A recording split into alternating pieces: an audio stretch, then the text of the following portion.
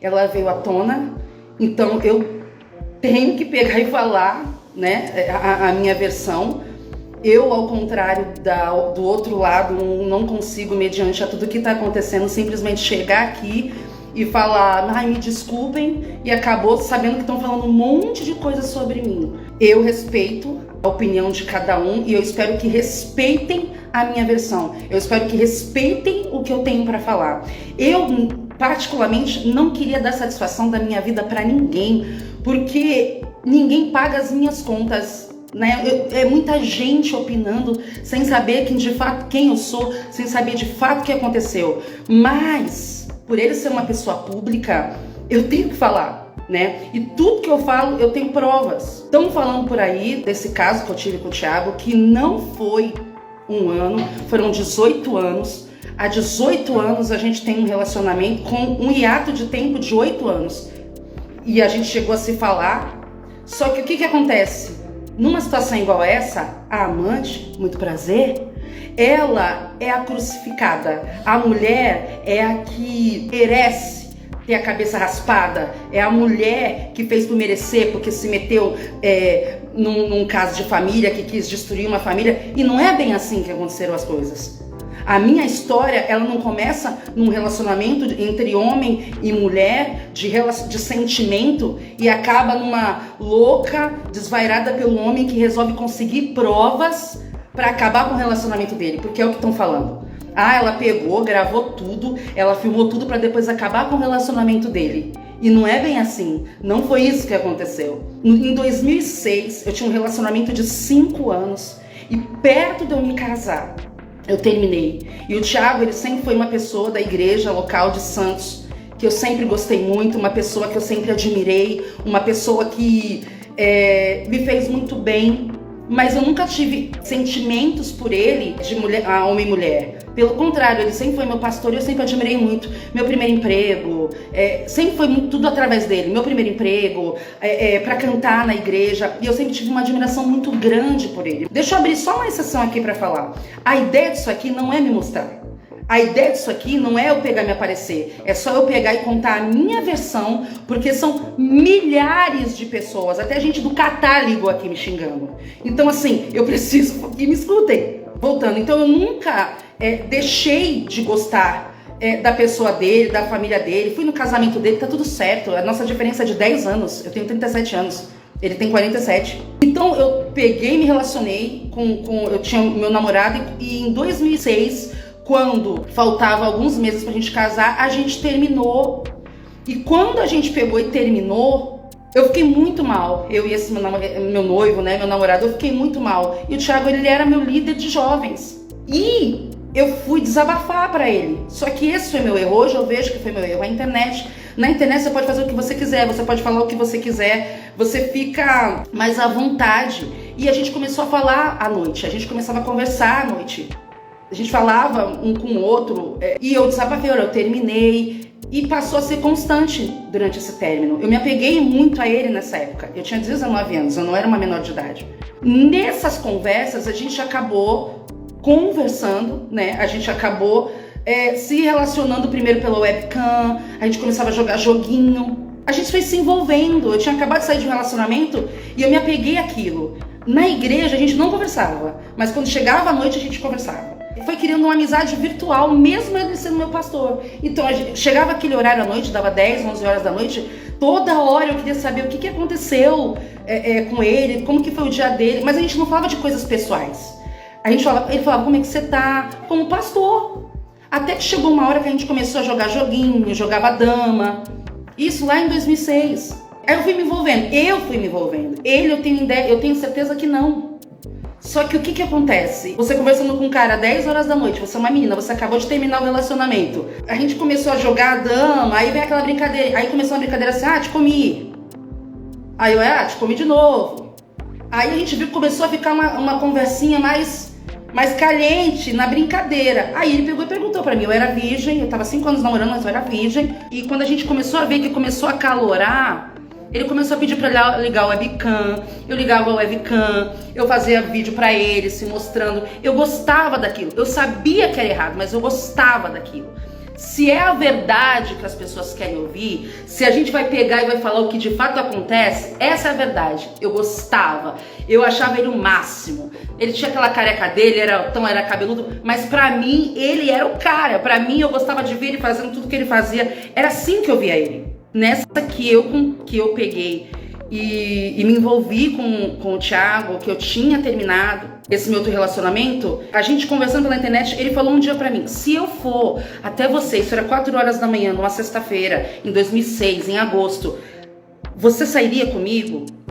E eu não pensei 2 vezes, eu falei: sim, eu quero sair com você, eu quero estar com você. E a gente saiu. A minha primeira frustração, não vou negar, eu falei isso pra ele, foi essa. A gente pegou, ele entrou no carro e ele perguntou pra mim, ele não me obrigou. Ele perguntou: você quer fazer isso mesmo? Então ali estima para consumar o adultério, não é isso? Eu falei: sim, eu quero. Então assim, eu não fui abusada, eu não fui enganada. Até ali eu entendi assim, eu quero ele. Aí eu peguei, saímos no carro, fiquei com ele, dentro do carro dele, numa rua atrás da minha, lá em Santos. Não teve beijo, não teve declaração, não teve amor, foi frio, foi sexo. Eu não sabia, foi assim. Só que depois daquilo, houve uma ligação entre eu e ele. E o Thiago falou assim pra mim: Amanda, depois que acabou, eu não posso falar pra ninguém isso que tá acontecendo, porque senão eu vou perder a minha família. Se a gente confessar, isso eu tô falando em 2006, pra quem tá falando que eu queria destruir a vida do Thiago, lá em 2006 não faltaram oportunidades. Eu peguei e falei: não, eu não vou falar pra ninguém. E o Thiago falou pra mim assim: Amanda, se você falar pra alguém que a gente tá saindo, eu vou negar até o fim, porque eu prefiro ir pro inferno do que perder a minha família.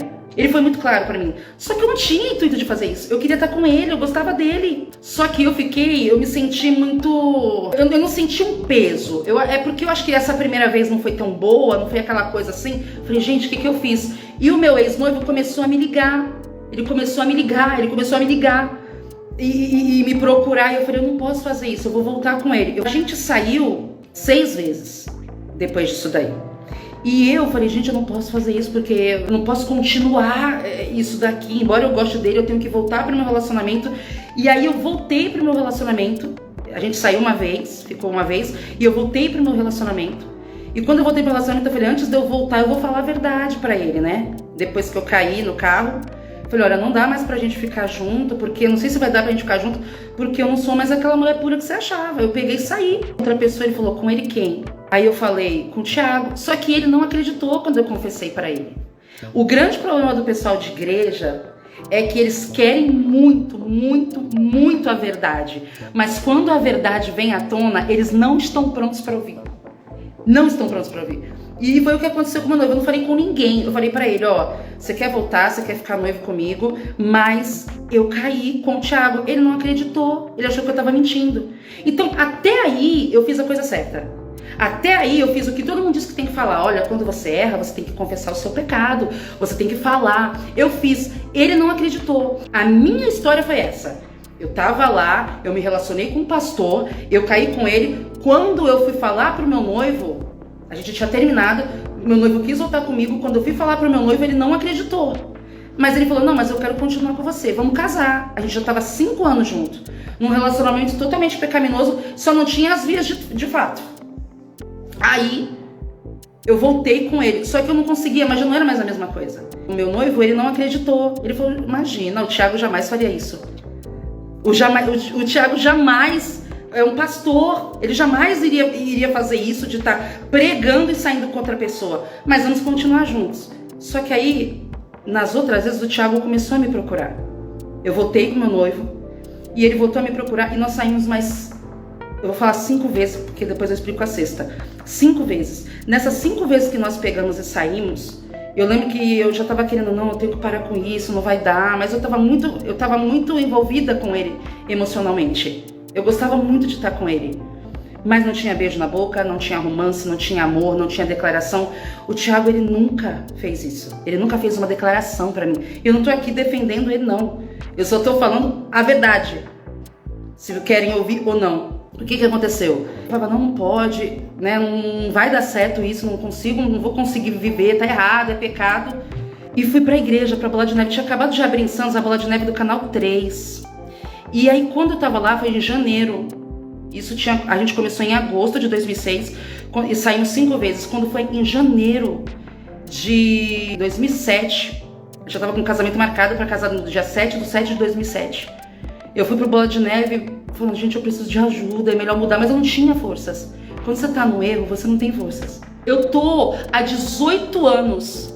Eu estou há 18 anos querendo falar. Sabe o que é você tá com 18 anos engasgada? Querendo falar? Não tô querendo chamar atenção nem nada. Se o Thiago chegou e falou, só pediu perdão e tá tudo bem, mas eu tenho o direito de falar, não me proíbam. Por favor, eu tenho que ter o direito da minha versão. Então, aonde que eu parei?